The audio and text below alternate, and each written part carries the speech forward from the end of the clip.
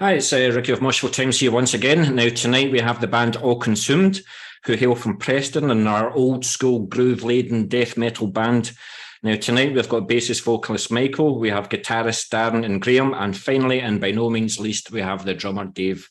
It's good to see yourselves again, and it's good to see your beautiful faces once again. So, how the hell are you guys doing? It must be exciting times.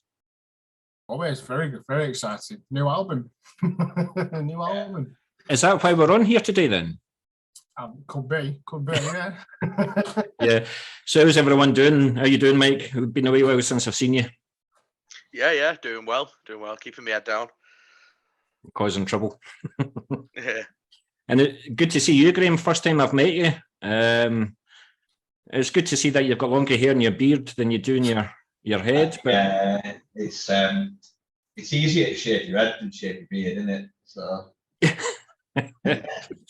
And Dave, you're the drummer, so I know you're just completely laid back. You're okay as well, mate. So, but good to see you again. That's the reputation I have for being the laid back one in the band. Yeah, so I'll stick with it. What the hell are you lot laughing at? Well, I mean, just look at the way that you're leaning back on that couch there. You couldn't be any more relaxed. But what you don't know is I've got about 14 questions just for you.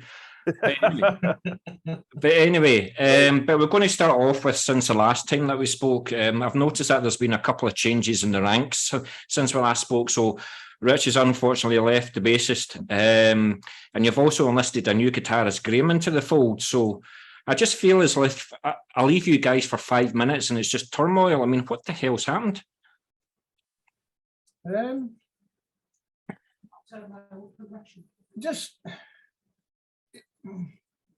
It was a natural thing to bring a lead guitarist in. The way we've advanced in writing and what we were doing, it was lacking the lead guitarist. That's what I...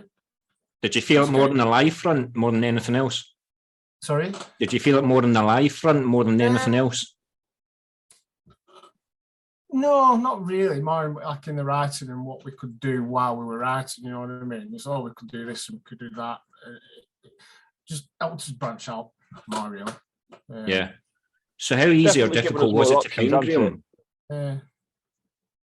How easy or difficult was it to find Graham? And I hope you made him audition twice as well. we knew each other from way back, didn't we? But I've been out of the game for a while, not played for a good few years, so tried out a few times, came down to a few practices, sort of learned a few songs, and yeah, it just kind of took off from there, didn't it? Yeah. Had you all been mates and you just heard about, like, this is what they're talking about, and you volunteered yourself, or did they come to you, Graham? I've known Graham about 10 years, I think now, isn't it? Something It'll like be that. About that, yeah. He was actually at my other band's gig at the Ferret, and Danny, your girlfriend, was saying that you needed to get back into it. I don't know if you remember, and that kind of planted a bit of a seed. So you were like first one I thought of. So Sucker said yes. Exactly. So what were you playing before, Graham, and how easy was it to maybe adapt your style, adapt your playing to meet the All Consumed's requirements and needs? Well, I was in a technical death metal band before, but that was about, well, at the time it was 7 years ago, and I hadn't played for 7 years, so I was really rusty. But it didn't take me too long to get back into the swing of things and ruin everything. Well, it's good to welcome you to the fold. Good to welcome to your fold. But as Dan said earlier on, you do have an album coming out. So you're about to release your 4th album, Hallowed Violence, on June the 30th. So how does it feel to finally release it after all the blood, sweat and tears that you put into it? Actually, really good. I mean, for me, really good, because we have had these changes since the last album. To actually keep that momentum, to go through any kind of lineup changes can be difficult. And I think the fact that we've done that, and we've still produced, we've got an album to come out at the end of it. I think it's brilliant, and I'm sure the other guys will say as well that it's. I think the lineup changes will almost be apparent the new structure of the band. You know, the album will definitely reflect that. So yeah, I'm really excited about the album coming out. What about yourself, Darren? Thanks, David. What about yourself, Darren? Oh, it's like what Dave said. It's good to get it out. Yeah. So was there anything from was there any surplus material left from Rise of the Godless that you used for this album, or is this album all brand new material? All brand new. Yeah. Yeah. And did, when Graham joined the band, then was most of it written? Was some of it written, or did Graham have a very, very active part in all this? Very active. There was only two tracks, I think, that were Two. Yeah. finished, weren't it? Yeah. So Yeah. there was only two. So Graham, like, if there was only two tracks, so did you actually write any of the songs that are going to be on the album yourself? It's kind of both of us, really. Like, we kind of just jam out riffs that we think sound cool and see where it goes, sort of thing. So I'll come to practice with a riff idea, show it to Darren, he'll hate it. And then we just kind of go from there. And it's the same, like Darren will come with a riff idea and we'll just kind of mess about with it until we find something we like and, you know, build on it from there. Yeah, everything was written apart from those. Everything was written in the rehearsal room.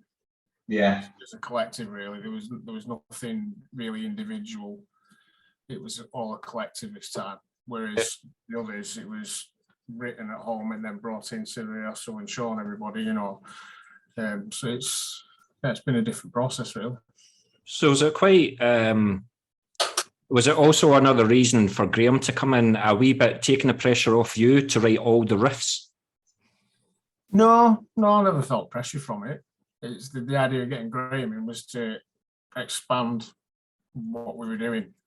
Yeah. You know, having the guitars, you get your harmonies, your lead, and then just bigger sound. Yeah, what do you do when Graham turns round and says to you, that's shite, mate, that's shite? Just say, shut the fuck up, new boy. Yeah. Cool. I think still on probation. I told him a few times, no, we're not using that riff, but I actually dumbed down a lot of his riffs because they were too technical for me. Great, yeah. Graves Peck's come from a tech death sort of background, so when he turns up with like these, 13/5 time signatures, and I just look at him like, just get out, like. Are you down to bring that back in, Graham, or are you more happy with the groove? Yeah, it's nice to go from, like, you've listened to some tech death, it's just stupid, isn't it, sometimes, like, really hard to play. Yeah. And it's nice to go to something that's a bit more structured and you can move around a bit more on stage because you're not having to think about what I'm playing next, sort of thing, So it's nice like that, yeah. Yeah. And talking about prog, I see you've got a new bassist. I bet he's got a 5-string bass and everything, this Mike. So how was it for you doing like double duties? It was good. I started off playing bass before I was in Alconshire, before I did vocals front in the band. And it came across really as a sort of necessity. Things with Rich were sort of a last minute thing. Amicable, no hard feelings or anything like that. Yeah. But it was sort of last minute, and we're like, we need, the studio time was booked. So I was like, I'll learn the stuff, I can get it down in the studio, and then that gives us some time after that. And I think things really went well in the studio. I said to the guys, should I bring some stuff to practice and see how it goes doing both? And from my end, it felt great. You have to see what the other guys say about it. But well, we'll come to that later on. Stop jumping the gun with my questions. We're going to talk about that later, right? No, but that's really cool, guys. But really cool. But I'm going to ask a really, really simple question. Why did you name the album Hallowed Violence? Now, I do obviously know that there's a song called Hallowed Violence, but did you have like a list of titles for the album, or did somebody say Hallowed Violence and everyone went, yeah, that's the one? Or was it a wee bit of to and fro with the album title? I think we kind of, sorry, Mike. We always go through the process, don't we? Of what's the album title going to be? And it's kind of like it's always been like an open forum, So we'll throw some suggestions down, but then whilst you're writing the album and you're starting to come up with track names and that kind of thing, and it just happened to be one of the tracks. Yeah. And I think at some point we actually said, maybe it should be a title track rather than something else. And it just sort of, I mean, correct me if I'm wrong, Mike, but that was pretty much how it happened. Sound so smooth as well, though, isn't it? That Hallowed Violence sums up the album. Yes, with the religion and anti-religion and everything. It kind of summed up the album as well as the tracks. So. Yeah, sense.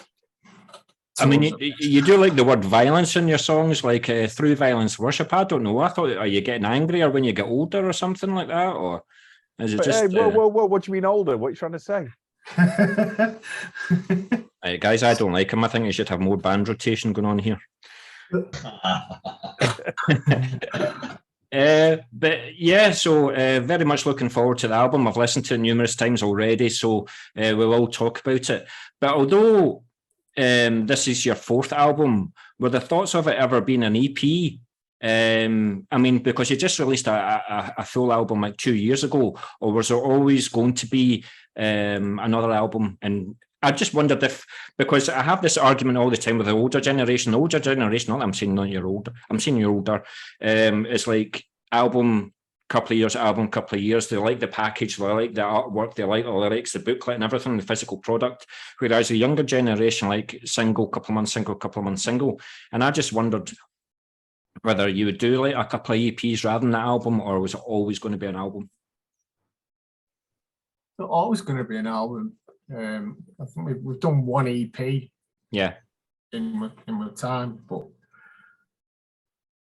I mean, the way we record, we do it all over a couple of weekends, and to do it would cost a fortune to do it single at a time. Yeah. So record the album works out financially better for us. I don't know. Yeah. Personally, taste-wise for me, I prefer albums. I'm not really an EP guy. There's some that I like, but I tend to prefer something I can get sort of my teeth into, something a bit longer. Yeah. I mean, this one went 35 minutes. It's like an epic for us. Not really the way we tend to work though, because we sort of build up a momentum. You start, you get like 4 tracks in, and you could just go right. All right, we'll draw a line under it and we'll release that. But then you kind of you've got to go through the whole release thing and the promotion, and then you've got to start again if you want to do another EP. Whereas, we would much rather, once we're 4 tracks in, we're thinking, right, we're nearly halfway through it, so we keep going, and by the time you've written 4 tracks, you've got a feeling for how it's going, for how like the way that the riffs have been developed and the songs and so on. So certainly for us, it just seemed right to just carry on and write a full album's worth. So what you're saying, I think with that in Darren and Graham are always sending like riffs to you at 4 o'clock in the morning and things like that. They're always writing riffs, and that's why there's this amount of material all the time.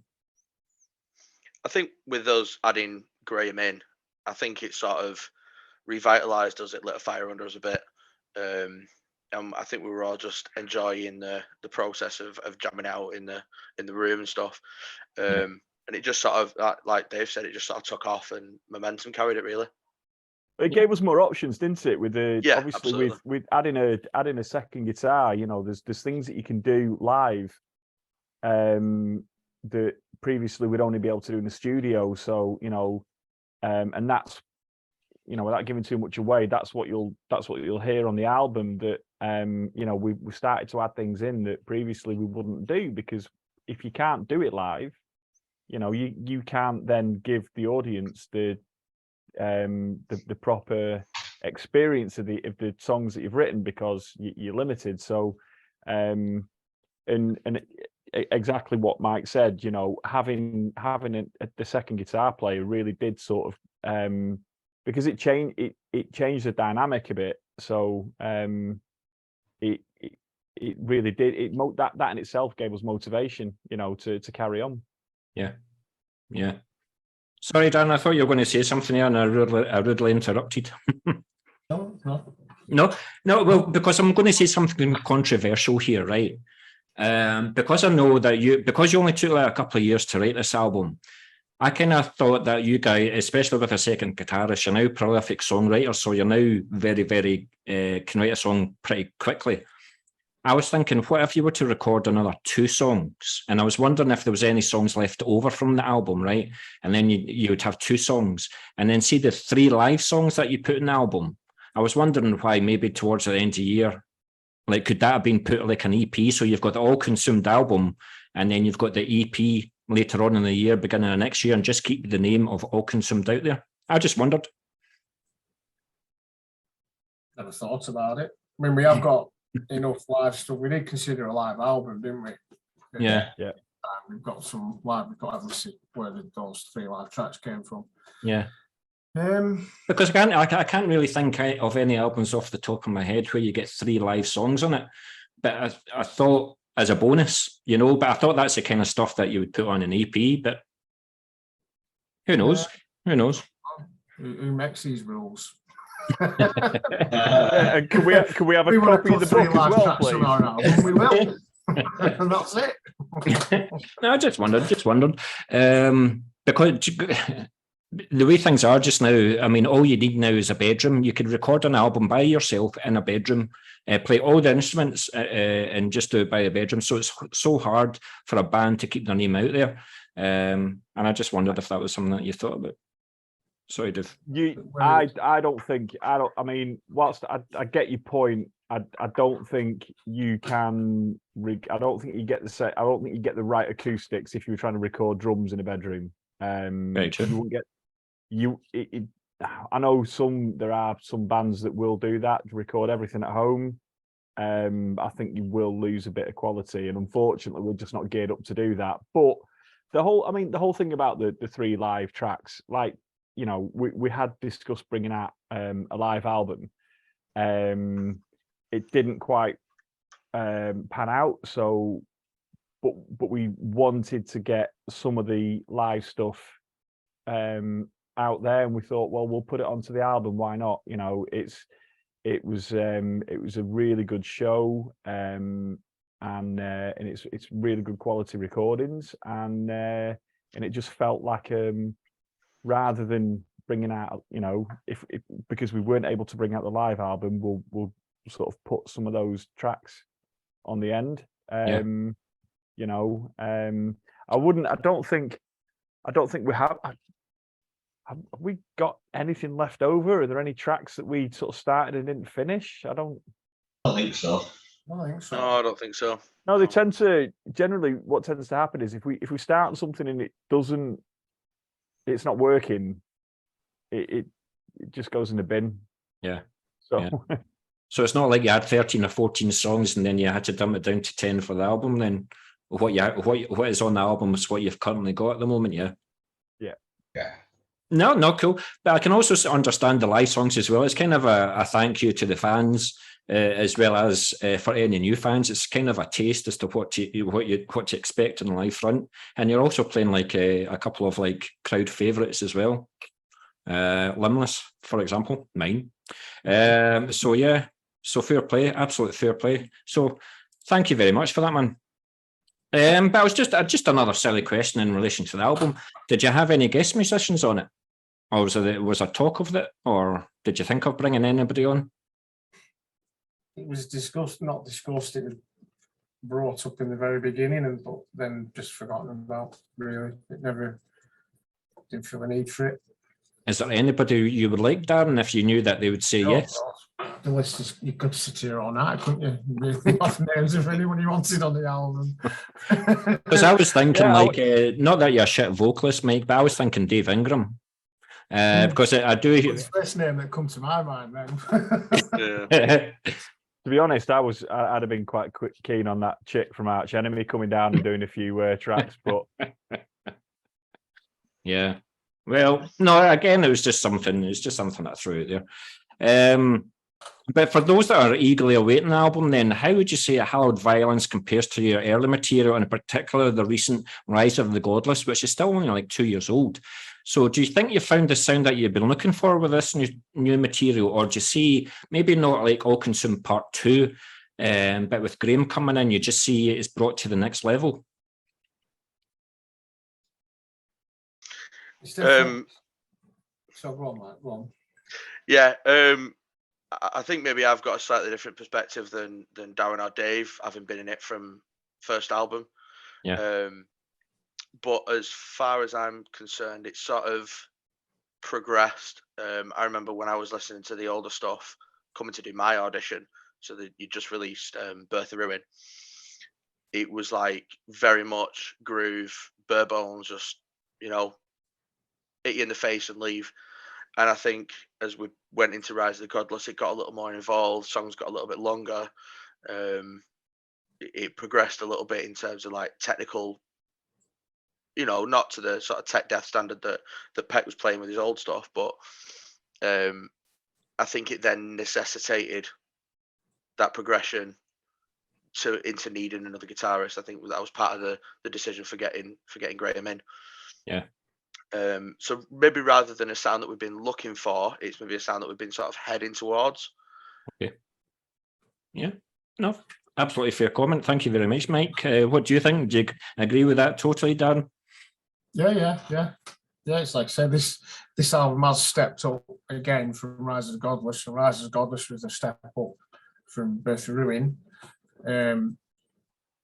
Who knows what the next one will be like? Who knows? God, he's talking next one already. Well, we'll see. Hey, we did jam out some pretty cool riffs the other night, so you never know. Oh yeah.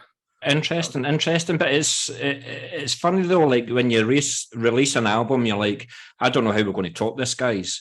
And then you release another new album that does, and then you say to you, I don't know how we're going to top this, guys. And you keep on doing it, and you guys certainly keep on doing that. So maybe you should release another album. in a year this time instead of 2. Yeah. Right, cool. Right, thanks very much for that, guys. Am I right in saying that the album was recorded at Ritual Sound Recording Studio, and you had Samuel Turbot at the helm? Am I right in saying that? Yeah. Excellent. So how was the recording for you all? Like, right, I'll start off with you, Dave. Did you do the drums first, for example? Were you the first to be recorded? Was it a grueling couple of days, or how was it for you, the recording process? Yeah, it was grueling, but not for him. Do I need to have another drink? Yeah. No, we always do. We always do the drums first. The drums always go first, and obviously then the guys play along to that. I'm playing to the pre-production. We do the drums, and then the guys go after that. Yeah. We'd had a pretty productive first day, and I listened back to what I'd played, and I didn't like the sound of the snare. And had we done 2? Was it 2 tracks that we'd done? 2 or 3. 3. So I basically said, I'm not happy with that. I want to do them again. So the first day's drum recording was lost. Just as well, you've got plenty of money for the budget, then, isn't it? Oh yeah. But the thing is, like Sam's, you know, he's really chilled out. You know, he knows that, he knows what he's doing and knows how to get the best out of us. And I think he, you know, at the same time, I really wasn't happy with it. I couldn't have lived with that sound. I absolutely hated it. So, but it was strange because I wasn't hearing what they could hear, like in in the booth. So Yeah. whilst I was playing it, and I've got the headphones on, I couldn't hear it. It didn't sound the same to me. So it was only when I listened back later on, I actually thought that I realised it gone a little bit Saint Anger, and I had to redo it. So that I am not Lars Ulrich. that added a completely unnecessary level of stress to the situation and pressure, but we got it done, we got through it, and Were you called a few different names than Dave that day? Possibly. I We'll just sit here and grin. Yeah, Be with us. I expect there were a few names being called. Yeah, names of other brothers were on the phone calling them. But Dave, was it like was does a sound like a lot of like death metal? I do like a lot of slam death metal as well, but a snare sound I just cannot stand is like the biscuit tin. Did you feel it was like too loose, or did you want to like rough it? What was? I mean, it didn't. Did it take much, or was it just a couple of tweaks and that was it? No, we ended up. I actually the snare that I use was actually recommended to me by Sam. I think when we did the was it the first album? No, well done. Yeah, and Sam actually said, I mean, I had my own snare, and he said, "Why don't you try this one?" And he had a different snare, and I liked it that much. I actually bought one, and I've been using it ever since. It's absolutely insane. It's enormous, and they still have the same snare at the studio, and as luck would have it, I think the main issue was that I wasn't using my preferred skin on the batter head, and it was giving the tone just wasn't what I was after. So we swapped the snare out, and with a few sort of tweaks, we were able to actually replicate the kind of sound I would normally get from the snare. Yeah. And I was happy with that. That was absolutely fine. So it was lucky we were able to do that. It was really fortunate that we were able to do that. Otherwise, it'd have been, a trip out, to I don't know, the nearest town to go and buy some new skins, and that's another sort of half day lost or whatever. And so it was an easy fix, but it was a very fortunate easy fix. Yeah.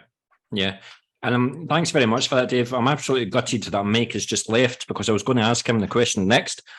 We'll answer for him. It's fine.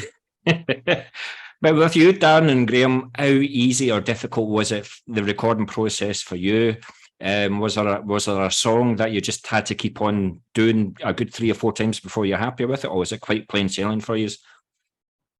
There was a few. Yeah. Riffs rather than songs, wasn't it? Yeah. Yeah.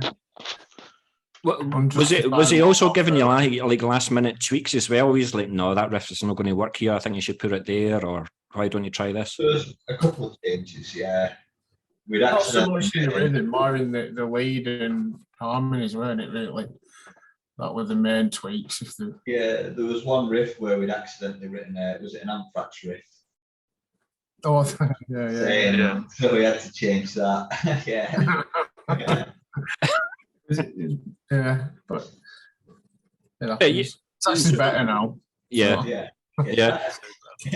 Was it? Did you guys do your recordings? Well, obviously it took Dave about 6 months to record his drums, but did you guys take like a couple of days, not even a full day? About a day each, wasn't it?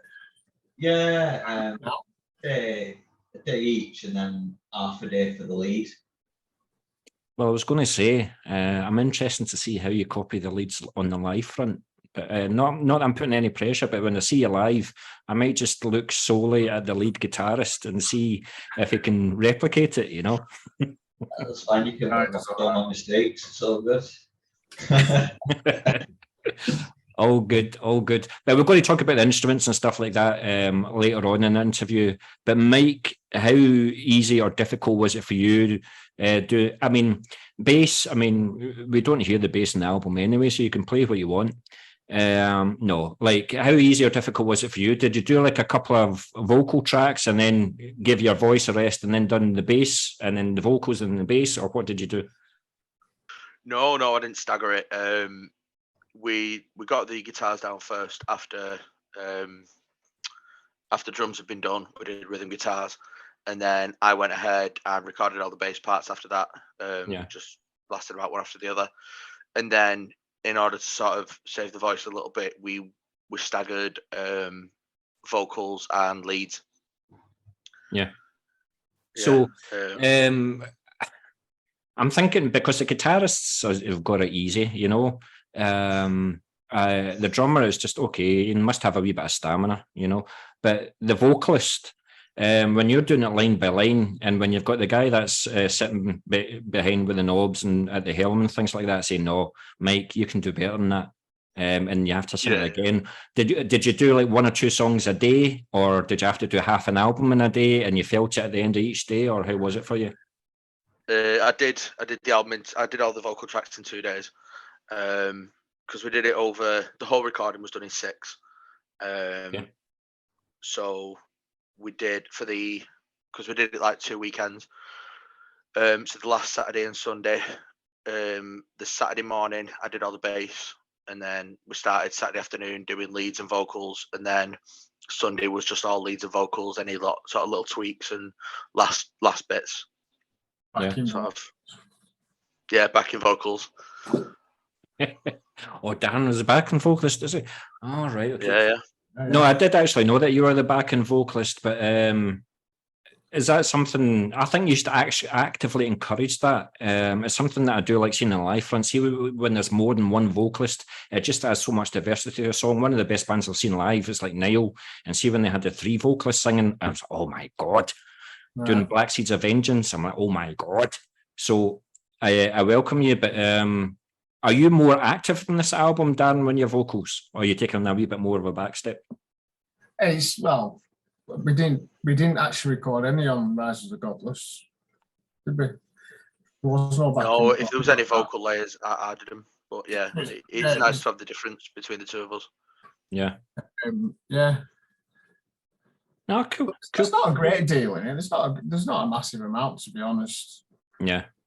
But do you like it? See, when you get the occasional growl, do you feel it's like in the key moment in the song, you're like, I'll bag that, I'll sing that part, I'll do that. Yeah, without them backing vocals, the songs are just just noise. It really elevates right up there. Just that one line. Yeah, absolutely quite right. Absolutely quite right. But Mike, I know there's a couple of vocalists that use things like Vocal Zone. I don't know if you use anything to try and soothe your throat. Do you have like do you do your do, re, mi, fa, sol, la, ti, dos before you start a song or anything like that? Or do you train your voice? How do you keep your vocals in check? I have been using Vocal Zone for a few years now, but I've recently stopped. I was finding that, I've stopped using it before gigs or recordings, because I've been finding out that sort of vapors have been drying out my throat a little bit. Okay. So I make sure that it's just well lubricated and I'm well hydrated, and then I might then use the menthol of a Vocal Zone afterward just to sort of recover. And that's 25. When it's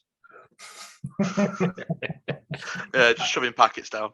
But when we were recording, we're going line by line. It's just making sure that there's something to be having a sip of in between lines, just to keep it feeling sort of fresh. Because I've asked vocalists that before, and they're like, it's like the fags and the beer and stuff like that. So, but no, like there's vocalists that don't have a drink or smoke or anything like that before they go on stage. So they would like to just be like the first band on stage, so the rest of the night they can have a beer. Yeah, I mean, I'm not a massive drinker, but I don't drink before going on stage or anything like that, and I didn't drink over the weekends that we were recording. Mike, I'm glad to see there's a professional in the band. Thank you. But Graham, how was it for you? Like, because you were saying like it was a good number of years, 7 years or something like that when you were last in the band. How was it for being back in the studio again and actually having a CD with your name on it? Well, it feels very good, definitely. It's only the second time I've ever been in the studio, so it was a bit daunting at first because there's a lot of pressure on the, it costs a lot of money. You don't want to be wasting time. Yeah. But at first I was a bit nervous, but as I started doing it and got into it, it felt good, especially when Sam finally said, yeah, that was good enough, and I could move on to the next bit. Oh, they're coming to get you, Darren. Yeah. But did you feel, Graham, like while you were doing your bit, these guys were standing behind the screen going like that? No, not Impressed really. me. No, it was pretty chilled out, the whole thing, really. Yeah, there wasn't really, there was the time pressure, but Yeah. other than that, like once you sort of got over that and just got on with it, it was fine. I'd imagine that you picked up in your rehearsals and stuff like that a good couple of times before you went into the studio, so it's not as if you went prepped for it. Yeah, it'd probably be about a year I'd been in the band for before we went into the studio. Yeah. Yeah. All right. Cool. Thanks for that, guys. But is there anything about the way that you recorded Hallowed Violence that you will continue to use? I think you do have a settled formula. It's not the first time that you've used the same recording studio. It's not the first time that you've used your Simon. That was his name on it. Yeah, it's not the first time that you used him either. So do you think you've just found the formula that you guys like to use, or given the opportunity, would you like to get Dan Swano and Unisound to do the stuff for you?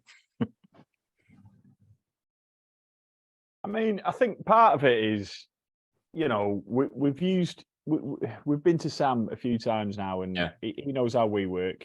We know how he works. He gets the best out of us. I mean, if it ain't broke, Exactly what I was just going to say. Absolutely. It's we trust that he will do for us what we need to do. He'll get the sounds that we want, regardless of whether it's the drums or the guitars or whatever. And also Sam's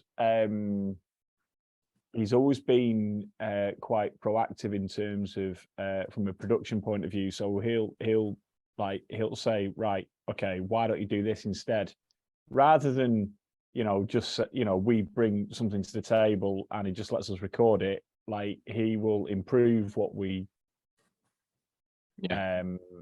what we've written, or because it's to him, it's he's listening from an objective ear, from like a third party. So a lot of the stuff that he's the suggestions are because we've got used to what we've written because we've been playing it for the last 12 months. But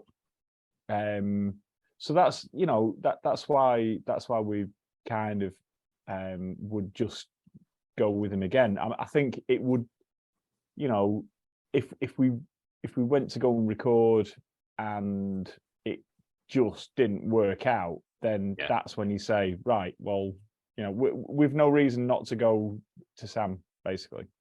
Yeah. How was it for you, Mike? Did you call Sam a couple of different names than what he's called, or because he was like, Mike, I heard you the last album, I know you can do better than that? No, I think we tend to get on quite well. Sam's dead laid back in the studio anyway. He's not been an around angry too producer much sort of thing. He gets the best out of us, but he's not ragging on you all the time. I remember going to do Rise of the Godless. It was the first album I'd done with the guys, and it was the first time I'd been up to Ritual, so it was a bit of like nerves of going in there the first time. I know the bands he's worked with, the likes of Shrapnel and that sort of thing, and his reputation, and it was like, right, he's used to professional bands coming in. We need to sort of live up to that standard. But going in again, knowing him from the last one, it was pretty comfortable. Yeah, cool. Thanks very much for that, guys. But talking of the visual side of the album, then, have you thought about doing a video release for any of the songs on the album? We have. Yes, yes, I was aware of that. Thank you very much for putting me in the spot. It's getting hot in here. Unbelievable. Was it a lyric video? No. It was just live footage and artwork from the album. It was I put it together here, just something to attach to the song to get it out as a single, really. Yeah. So let no me act- rephrase that. Is that going to be the only video for the album release? No plans for anything else yet, but Yeah. we'll see. So how was it doing the editing and everything? Was it quite a harbourous process, or was it quite easy to do? It's quite easy to do, actually, to be honest. Considering it was a live recordings and there's no click tracks when we're playing live, it wasn't too bad to do. Yeah. Too bad. And carrying on from the visual side of the album, we're going to talk about the album cover. So where does the album cover come from? I drew it. Because normally when I ask that question, I'm like, when you talk to the artist, what do you send the artist? Do you give them like the lyrics? Do you give them the whole album? Do you give them the idea that's in your head? But what was it that came up with that that drawing when you were thinking of Hallowed Violence? It was a great decision on. It was a discussion, really, weren't it? And we come up with this kind of Crusader knight kind of figure with bodies around it, and we wanted drawn rather than like the computer. Yeah, I don't know the best way to describe it. Yeah, just doodled really one night and come up with this and thought, oh, change the helmet to a demon's head, and that was. I mean, we did get every year. John Pedley has always done our artwork. Yeah. We did give it to him, and he's done all the layouts, and he's touched it up a bit and made it, formatted it so is it, because I've just drawn it on a bit of paper basically. So he's done all that for us. But yeah. Was there a wee bit of like tune and throwing? Like, could you tweak that? Could you tweak that? Could you tweak that? Or was it pretty much when you got it back, you were like, that's the album cover? Well, it's pretty much as we've drawn it, apart from the stain stuff and such, and some of the crosses he'd added and what have you. But it's pretty much as it went, and like the stain paperwork, he added that. Yeah. You're a man of many talents, Darren. The inner sleep is interesting. Yeah. Do we bring up the inner sleeve? They're going, no, we don't. How long have you got? but with the cover, like, did you show the rest of the guys it, or did you just think, no, this is what I'm going to do? Everything gets shown. Everyone has a say, and nothing's ever just gone off and done by one person. Everything has a. So you never got any, yeah. You never got any faces like that? No, I'm not to face at least. So everyone. Cool. But yeah, we're going to talk about, we've kind of touched about it here and there, but how are the songs constructed for the album? Are they the main songwriters to the songs, or did all members contribute? And how would you say that you kept it all together, for example, when negotiating what stays in and what goes out of a song? Because you've all got your personal taste in music, especially during COVID. You might have discovered new music and you're trying to bring that into All Consumed, but how did you like keep it all together in the studio? Good? It's always, I mean, the last couple of albums have always been, they've been written together. So Darren or Peck will bring, they'll come up with the riffs or whatever. But even then, it might be a case of they'll be playing something and it might be, I might say, right, why, instead of going to that note, try something a bit lower or higher, or, Michael say, do this instead. Or, there's no, there isn't like a set way. We all have a lot of input and everything. And it goes the same with it goes the same with the drums as well. So it might be that when the guys come up with a riff, they've got an idea of what they want the drums to sound like for that riff, and I'll play it. Yeah. But there's nothing stopping anyone from saying, actually, why don't, that doesn't sound quite right. Do it for, and so everyone has a bit of a say in everything, because I think without that, we don't put pressure on one person to write everything. It's not like everyone says, right, Dave, you've got to write the drums for this song. Yeah. And it's all on you. In the same way that I'd never say to Mike, right, you've got, the bass bit is just, nobody else can sort of say, well, this is, maybe you want to try this or whatever. So yeah, we all have a bit of input in everything. Although my input towards the guitar and bass is quite limited, I'll be honest. So everybody else in the band is a multi-instrumentalist apart from you? Shut up, I play guitar. Yeah, I actually played the only solo on the last album, and I wasn't credited with it there. As a bit of all-consumed trivia for you. He's right? brought that out. He's brought that out in a recorded interview, guys. I think he's trying to say something. It's a bit of all-consumed trivia for you. I played the only guitar solo on the last album, and I'm not credited with it. So that could have been any musician, but it was me. And that's a true story. That's a fact. Do you know, Peck? I'm going to start calling you Peck now, because I've called you Peck throughout this interview. Peck, I will let you off, but Darren, that is unforgivable.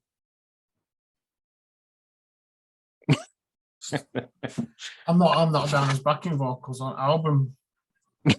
I knew he'd bring that up. I knew he'd bring that up. As well.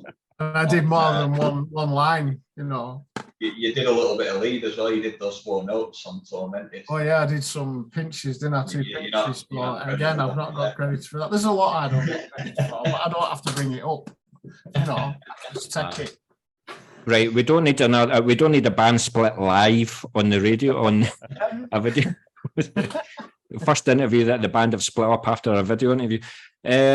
But yeah, Mike, with you being the vocalist of the band, then do you write all the lyrics for the songs, or do you welcome contributions from all the members of the band? Lyrics tend to be the only sort of thing we don't do in the room. It's not really fair for me to no, play the riff, keep playing the riff, while I sit there and write. So we'll tend to sort of get the songs where they need to be instrumentally, and then we'll do a rough video or whatever of the structure, and I'll go away and write lyrics. But it's still brought back into the room so that everybody can hear it before it's yeah, that's right, because it can be might be, especially on this album, might be better for a solo here, or maybe you could do what you've done here in this section, or and then it tends to come down to titles, because they don't always agree with my titles. Lyrics, there's not been any issues with lyrics up to now, but they never like my titles. Never agree with your titles, Mike. No. But Dan, what I'm taking from this is you guys write all the music for a year and he does fuck all, and then it's a panic for the last 2 weeks. You better start writing lyrics for the song before we go to record it. That's it, yeah. That's how it used to be. You've got to do bass now, haven't you? Yeah. I've got to write all the lyrics and learn all the bass parts. And then they go at the end, they go, "Oh, Mike, why are you learning the bass parts? We kind of want a bass intro on this song as well. I think you could write a bit of a solo." Do you know, Mike, I hope you're credited for what you do in this album more than other guys. You get a hard life. Why everyone keeps saying that. But yeah, so I mean, so you showed your lyrics to the other guys. Do they actually bring anything, or do they just actually tweak this here and there, or do they actually bring a verse to you, a chorus, or? No, the actual lyrics themselves tend to be me. But I know, Darren, you had a couple of vocal patterns where you thought would fit well with riffs this time. So the way I tend to write lyrics is I will come up with the vocal patterns first, make sure the rhythms fit in with the music, and then sort of fit the actual lyrics in so that the syllables are matching up and everything's rhythmically correct. Yeah. So there's a couple of times that Darren's brought actual vocal patterns, make sure it sounds like this, and then write your lyrics in that way. Make sure it sounds a bit strong. You could do rather than. So Darren, is it sometimes like you might have like lyrical ideas and in your head you're portraying how Mike is going to sing those ideas and those lyrics, but how easy or difficult is it for you to portray those ideas for him to do? Like you picture in your head how he's going to sing these, but is it quite easy? Once recorded something rough and you're listening back to it and you're listening back, I might pick a rhythm up and think, oh yeah, that could work.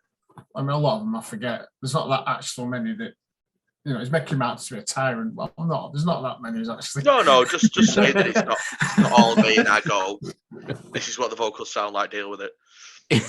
Yeah, but it's like we'll have a rough copy of a track with no vocals on, which we're listening to learn and make sure everything's fit. And I think, that's quite a good structure and a good rhythm. Yeah. I mean, I can't play and sing to save my life. So it's, but yeah. No. Cool. I was going to ask a question to you again, Mike, but I've forgotten what the question was. It was that bloody good. It's quite interesting because when I spoke to like Kenny of Brainbath, for example, they had just released an EP and they're back in the studio again, just rehearsing and stuff like that. But he's like, I've already got 15 songs written. So he writes the lyrics before the songs are even thought of. But do you wait until the songs are written and then you write your lyrics? Yeah. I wait till instrumentals are completed.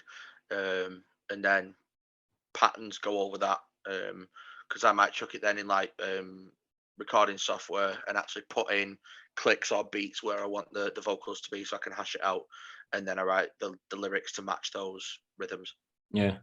So last question on your lyrics. I know the guys are fed up in hearing about your lyrics, but do you do you carry a pad and a pen with you? You walk out the door, you see something in the street, you take a wee note of it and you write about it later on? Or do you watch a lot of documentaries? Do you read a lot of books? What inspires you to write your lyrics? I think with All Consumed, my lyrics tend to be a little bit more down to earth. I've got a couple of other projects where they venture off into a bit more cartoonish. But the lyrics for All Consumed come from my sort of personal experience being working class and seeing, economic issues that we go through and authoritarian issues, religious issues.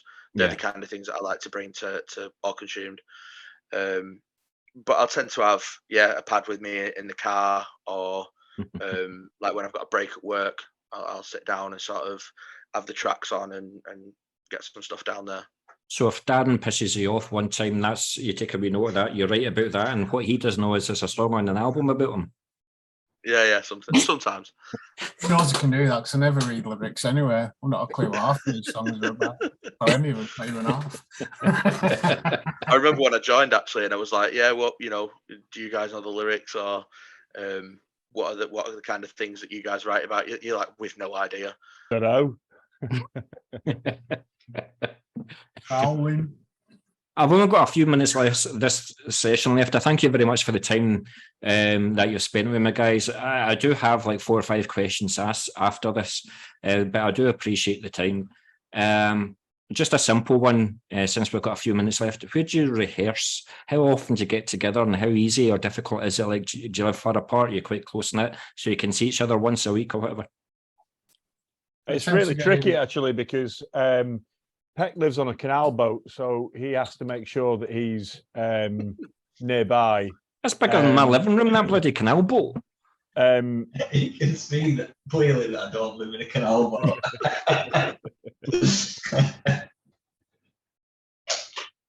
Yeah. No, we rehearse. We rehearse. We've had the same unit for quite a while now. For years, in fact.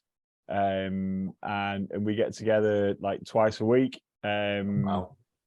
and So that's contributed to the album coming out in 2 years. sorry. That's contributed to the album coming out in 2 years. I mean, well, we've always had very regular rehearsals, regardless of it. I mean, if you've got some decent gigs coming up, or if you're sort of writing for an album, or if if you've just released an album and you've got you need to make sure that you're sharp enough to play those new tracks, that kind of thing. So we've always had regular rehearsals. I mean, obviously there are times, you get into summer, people have holidays, people have time off, that kind of thing. So, things do wind down a bit, but we've always tried to keep it quite a regular thing. So, and it's fairly central for us all. There's only really, to be fair, there's only really Mike that has to, Mike's in Wigan, so he's a little bit further away, but for the rest of us, it's pretty local. Cool. How far away is Wigan to Preston? 20 miles. It's about 45 minutes. Okay, that's all right. That's all right. But it's the way you drive. Driving Miss Daisy, is it? Oh, cool. Right, thanks very much for that, guys. But now that the world has opened its doors to playing live again, what do you have in store with us? What has All Consumed got planned on the live front now? I know that you have something very exciting happening in the next couple of days, but I will let you announce what it is and what other plans that you have in store. Yeah, we're supporting Incantation in Manchester on Monday, which is pretty epic. Yeah. Can't wait for that. I gather Mike's quite nervous. It's going to be his first show doing double duties for us. But he'll be fine. He'll be fine. Yeah. Straight into the deep end, I'll be all right. Just use the backing tapes, it'll be fine. Yeah. Rest of the year, nothing actually. So have you got like, well, maybe Incantation gig will be like an album release show, but are you going to do something for the album? You're going to do like an album release? Been trying, just been struggling. I mean, we've got limited. We prefer going out for the weekend, Friday, Saturday, Sunday, Thursday, Friday, Saturday, and that's where we've tried to do it for the last few years. So that's kind of our way of doing it. Yeah. But Mike has he went to the school now, so we're tied to term times for when he's off. So it's a bit of a slow process on sorting. If he was just the bassist, you would have got rid of him and got somebody that was more available. Yeah. He's the vocalist. Yeah, we can't do without him now. We could do without either guitarist. Yeah. But we can't do without him. So it is a bit of a slow process. Yeah. We've a couple booked for next year, but we can't say anything about yet. Yeah. Well, it'll come. You're not that far away from a certain country, and I do hope that you venture up. I mean, if you do have like a weekend, there's plenty of bands that I can get in contact you with, like Coffin Mulch, Brain Bath, Penny Coffin. There's always playing gigs, so if you are thinking of venturing up here, just let me know. Yeah, we have got not saying too much, there's stuff, we are working on stuff. Good. So later on this year, if all goes to plan and we're all available at the same time, then yeah. Well, good. But now that when you will play it, well, I tell you what then. You're going to be playing, how long's your set for Incantation? Is it like 30? So pretty much the whole album, say, I presume that you're going to concentrate like half a dozen songs from the new album, say. And I'm going to ask everybody the question. Mike, what's the song on the set list that you're looking forward to playing the most and why? Playing the most, Penitence, I think, off the new record. It's just a hard hitter, and it's fun to play. There's your fast bits, and it's really good. I enjoy playing that. I was going to say, is it because you're now a bassist has got a bass solo in it? Is that why you like it? No bass solo in this one. But no, it's a good one to play and sing at the same time. Cool. Thank you. Darren, you're next you're in the clockwise direction, so you're next. So what song off the new album are you looking forward to playing the most and why? All of them. You see, you're just... No, I'm not accepting that answer, I'm afraid. Cop out. Cop out, you're right, Dave. Windless is always fun. It would be that. The new ones that's in the set. The Penitence or Sins of the Father. See, you know what I mean? All of them. I'm glad you're looking forward to Sins of the Father. Yeah, you're the only fucking one. Just because you can't play it yet. Thanks. So Peck, so yeah, the first album, and you're going to play the whole album, say like an album release show. What's the song of the album that you're looking forward to playing and why? Song off the album would be Upon the Altar, because it's got a good groove to it, and I like the leads on it as well. Were they your leads? They were mine, yeah. So I'm a bit biased in that. That's what I was going to say, an unbiased opinion there. I welcome that. All right, Dave, give us your drum solo song. What song do you want? I mean, for me, without a shadow of a doubt, my favourite song to play off the new album's Hallowed Violence, the title track. It's, for me, Thing changes. It's the most fun to play. I'm doing kind of some rhythms that I've not done before, and that's probably the main reason. But I really like the song as well. I really like that track. So I'd have to go with that one. But I'd absolutely 100% Sins of the Father can. From a live point of view, like why on earth we had to have that second to last in the set when I'm already shattered, because it's a bit of a... Maybe they're giving you a subtle hint to get out of the band. You never know. They're deliberately pissing you off. That could be it. Yeah. I don't know how you get so tired. You sat down the whole time. Absolutely. This is coming from a man who I've never seen break a sweat after doing a gig, As I've said in this interview already, let's not get personal, guys. Keep it for after the interview, and then you can break up at not during the interview. This is probably where we have another 40-minute discussion, because we're going to talk about the instruments that you used for the recording of the album. I'm going to keep you last, Mike. You're in the top left, but I'm going to keep you last. So, Darren, what was your guitar of choice? What was your setup? What was your amps? What was your pedals? I'd imagine you're the geek of the band and you've got like 40 pedals on your board. No? I'm the least geek of the band. Absolutely the least geek. I used the same gear as I did on Rise of the Godless. So it was the Jackson Randy Rhodes, Kemper with an MT. Distortion pedal, but just uses an EQ. It's not driving anything. Yeah, that's it.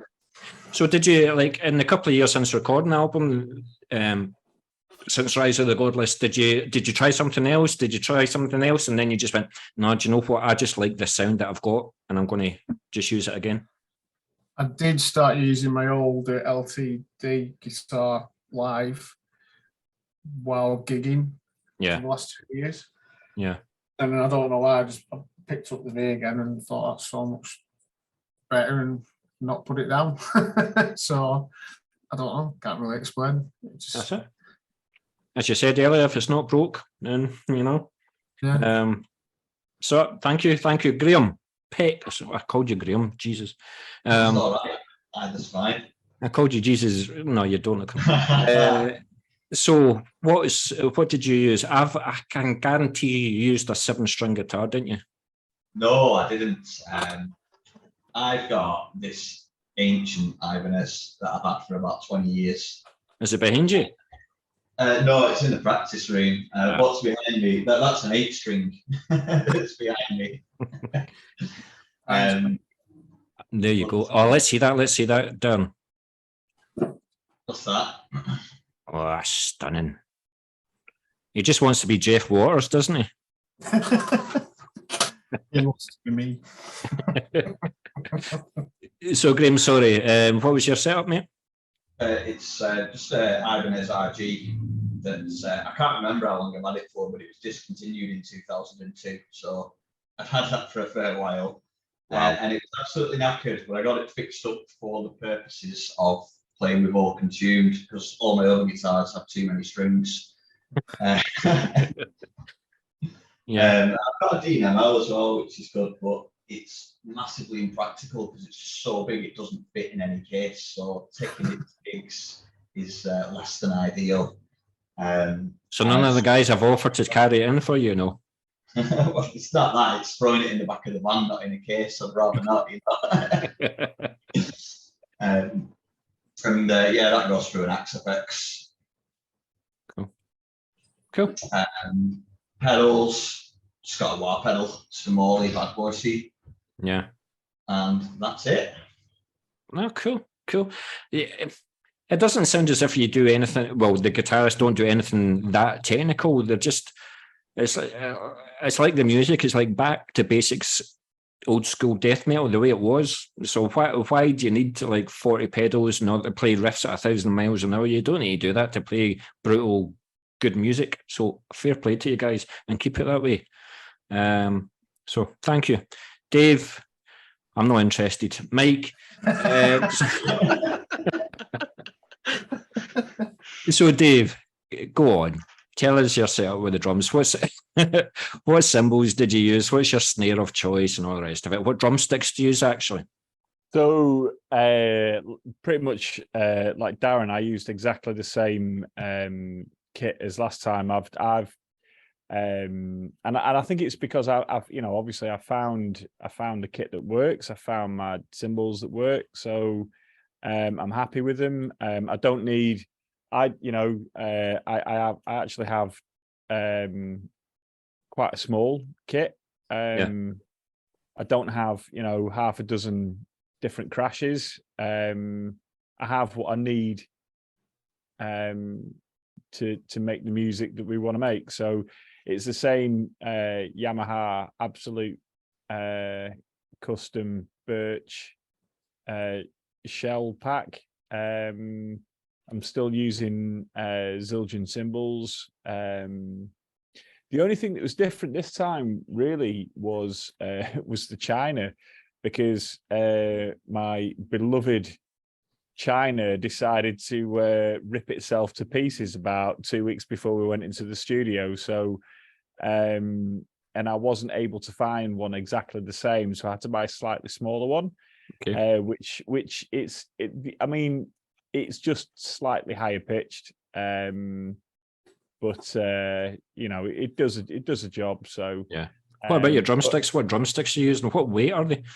I've been using Vic Firth's 5B with nylon tips for years now, because I find that I get they're the correct weight. I get the most consistency out of them, so that's important. That every time I buy a pair, it feels like the same. But also they're comfortable as well, but 5Bs with nylon tips, and I only choose nylon tips because they last longer. In an ideal world, they would be wooden tips, but they just destroy your heads. And we're not, we don't shit money, so you've got to compromise a little bit. So sorry, you were just getting a lot of support from Darren there. I do apologize for that. He loves you, really. He does. You're like a brother to him. I mean, I'm talking drums, so I realize that's like rocket science to a guitarist. So I was going to ask you another question about drums, but I saw everybody's reaction, so I'm going to move on to Mike. Thanks. No, so you would never love the opportunity to have like a Nickel McBrain drum kit when you're playing with All Consumed. No. Thank you, Mike. So with you, well, you said that you were traditionally a bassist, that it was your instrument of choice. So what bass did you bring to this album then? Yeah, so it was my main bass for the sort of past 5 years before I joined All Consumed. It's a Spectre NS2. 4 or 5? It's just 4. Cool. This was the thing when I decided to do bass with them. The thing is, because we're playing drop B, it's like a bit in between for a bass player. So if you play in a 5, you're going to tune the other strings up, which never sort of felt right to me. I've tried that in other bands before, and it just didn't work. Yeah. So I've got a 4. It's got a decent chunk of a neck on it, and it can take the higher gauge strings and get down to B. But yeah, that's mine. If Darren's showing off. That's very nice. Very nice. Very nice indeed. And while we try and wake Dave up, your vocals, did you go through like a range of microphones before you were satisfied with a particular sound of a microphone, or are you just the type of guy, give me an SM50 and I'll fucking sing into it? I mean, I'll sing into whatever, but for the studio, it's got to be SM7B. And you like the sound of that, yeah? Yeah. It's what I use for recordings at home. It's what we used on Rise of the Godless. It just, yeah, it's industry standard for a reason, especially for the kind of vocals that I'm doing. It's bang on. Yeah. And there's no way of cupping it either. You've got to do it the good way, the proper way. Yeah. Well, I'm getting a wee bit emotional. Pencil mics for my backing vocals. I use one of them pencil mics, like from the early 70s. No one cares. No, you're not credited with it. No one cares, Darren. They should do. He didn't even ask. He didn't even ask the question. You're answering questions he's not asked. Adding content. Do you know, I was about to get emotional there because that is the end of the interview. I've thoroughly enjoyed talking to you guys. I wish you all the success on the release of the album Hallowed Violence, June the 30th, yeah? Yes, yeah. So you're releasing it independently. So if people that are watching this interview or anybody, how will they get a hold of it? What's the best way for them to find it? Bandcamp, message us direct. It'll be out on Spotify, all the usual download sites through DistroKid, is it? Yeah, it's through DistroKid, yeah. So you're doing CDs, or are the plans for it to be released in vinyl if you get the opportunities? We'd love to have vinyl. Yeah. I mean, there's so many obscure labels and underground labels now. You just never know. You might get an email in your inbox one day. I mean, it's not as if you're a band that are just trying it for the first time. This is your 4th frigging album. It's not as if you're unheard of before. You've got a following. So if there's any... The only problem with the vinyl is it's a year to get it out.